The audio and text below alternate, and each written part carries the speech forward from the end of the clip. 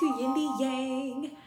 I know I look a little comfy today, but we're going to be dealing with something heavy and we're going to want to be comfortable for this, so get comfy. Today we're talking about coping within the healing process. Now, a lot of times when we go through traumas or emotional situations, we try to suppress it so we can move on with our everyday lives. But as we talked about in our last video, that's not healthy. And whatever we're suppressing, it festers and it affects so many different aspects of our lives. So we're going to get into the nitty gritty. So you guys get ready, get comfy if you need to, and let's get into it. So our first point is patience. Now I know I've talked a lot about patience within this channel, but hopefully by now you see why patience is so huge. We're going through this process and it doesn't have a set time, and we might want to heal at a certain point, but that doesn't always happen. You can't get mad at yourself. We have to learn to give ourselves grace, especially in the healing process. We can't set a healing goal for ourselves based off of time, because oftentimes that is based off of a standard of someone else or a comparison of someone else. And we're all different, not just emotionally, physically, and spiritually, but we're also, all of our circumstances don't look exactly the same. So just because someone got through something and it only took them a month, doesn't mean it's going to take you that long. You have to be patient with yourself and give yourself grace. Allow grace during this healing process. If you're somewhere and you feel emotionally triggered or you have an emotional upwelling of feelings, do not suppress it. Here's some things you can do instead. First, you can walk away from where you are or change your setting, because it may have been something in that area that set you off, that may have triggered you based off of something you heard, saw, or smelled. Or there are either other emotions in the room that are causing you, you're feeling their other people's emotions, if you will, if you are an empath.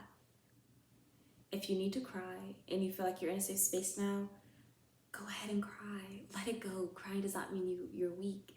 Oftentimes we do have to cry in order to release things that have pent up.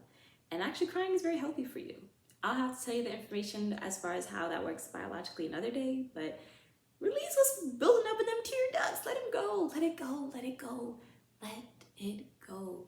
So you can just continue to flow through whatever you're going through. Next, just breathe. Take in a deep breath and know that nothing is more important than this breath you are taking right now. If you don't breathe, you don't live. You won't survive to deal with whatever you're going through. So just breathe. Inhale and exhale and continue to breathe through whatever it is that's coming back up. Stressing and worrying over a situation only blocks you from possible solutions to your problem. Only with a calm mind can we find the answers that we need. Next, you could also observe your thoughts. Was there something specifically that triggered you? Next, go back to observe the situation that caused you to feel that way. Was it something that you saw that triggered you? If it is, now you know what's a trigger of yours. If you already knew it was a trigger, what steps can you make to relinquish yourself from that trigger in the future? If it was just a thought, calm yourself and come back to the present moment.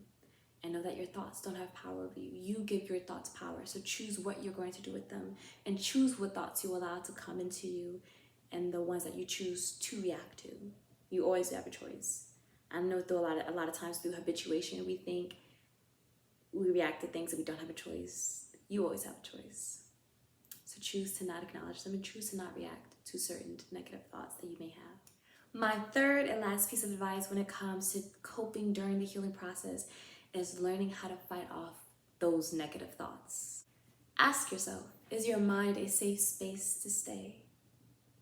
Our mind and our bodies are two places we're stuck with our whole lives. There's no escaping them. So it's up to you whether or not it's going to be a prison or a paradise. To make your mind a safe space, you have to learn to filter out the negative thoughts, and that only comes through practice. It doesn't always happen overnight, but once again, that's why mindfulness meditation is such a great tool to use, because it teaches us to acknowledge the thought, but don't react to it, and don't be consumed in it. Acknowledge it, then let it go. Just like a passing car, acknowledge it, then let it go. Don't hop in, because you don't know where it's going to take you, so back off. Just sit. Oh, hello, negative thought. Okay, bye, negative thought. Let it go.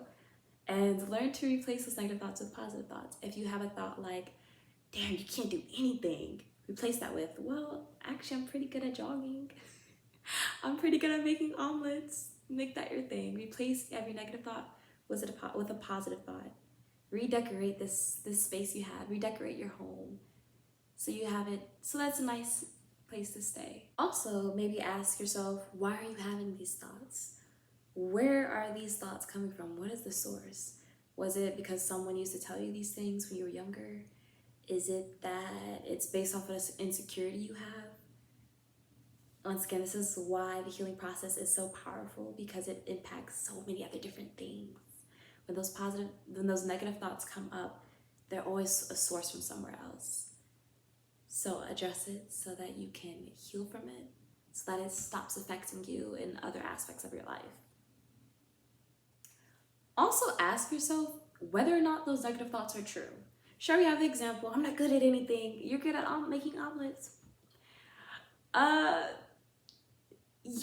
So obviously the negative thought wasn't true, and you replace it with a positive thought. But also, when other negative thoughts that I don't have examples for right now, if those come up, ask yourself, is this really true?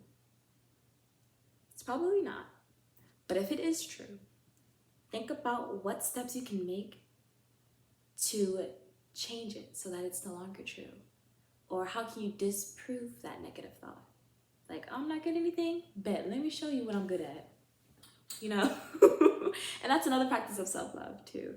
When you feel like maybe you're studying for a topic in school and you're just not getting it, take a break from that and move on to something that you're really good studying at, just to build up your self-esteem. Just like this is so applicable to so many things in life. When you're taking an exam and you're really struggling on one question, move on from it and do questions that you know the answers to. Then once you build up your self-esteem, you can come back into the more negative question. You come back to the more difficult question and you answer that.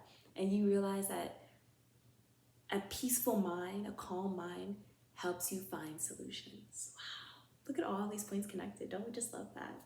Full circle. Okay. And those are all of the tips, notes, advice, and little quirky quotes that I have left for you guys. Until next week, be sure to follow my Instagram page for the channel, y.indya.ng, for more and for updates for when I post videos.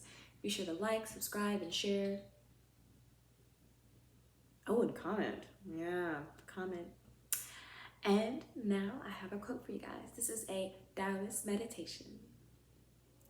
Close your eyes and you will see clearly. Cease to listen and you will hear the truth. Be silent and your heart will sing. Seek no context and you will find union. Be still and you will be moved forward on the tide of the Spirit. Be gentle and you will need no strength. Be patient and you will achieve all things. Be humble and you will remain entire.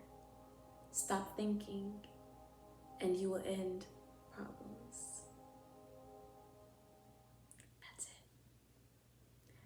Until next week, you guys, let's live